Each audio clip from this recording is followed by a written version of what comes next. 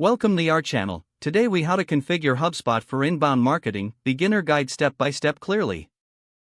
First, log in to your HubSpot account. Navigate to the dashboard by clicking on Marketing in the top menu. Select Campaigns from the drop-down options. Click on Create Campaign to start a new inbound marketing campaign.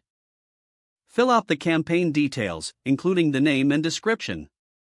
Set your campaign's start and end dates for better tracking. Now, head over to the website section in the top menu. Choose Landing Pages to create a conversion-focused page. Click on Create Landing Page. Select a template that suits your campaign goals. Customize the content by adding your brand elements, images, and copy. In the Form section, create a lead capture form to collect contact details. Integrate your form with your CRM to manage leads effectively. Next, move to the Email section under Marketing. Click on Create Email to set up a promotional email. Choose between regular and automated emails based on your strategy. Design your email with engaging content and a clear call to action. Now, go to the Social section.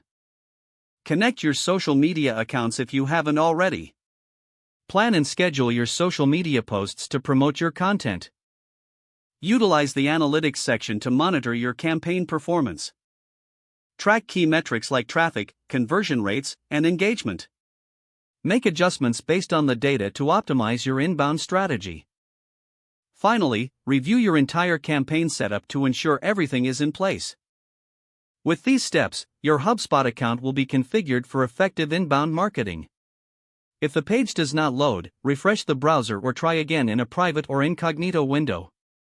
Make sure you are using the correct email address, then retype it carefully to avoid small typos. If your password is not accepted, use the reset option and create a new strong password you can remember. Check your spam folder for verification or security emails, then complete any requested confirmation steps. Enable two-factor authentication if available to improve account security and reduce unauthorized access risk. Don't forget to like this video and subscribe to our channel for more step-by-step tech guides.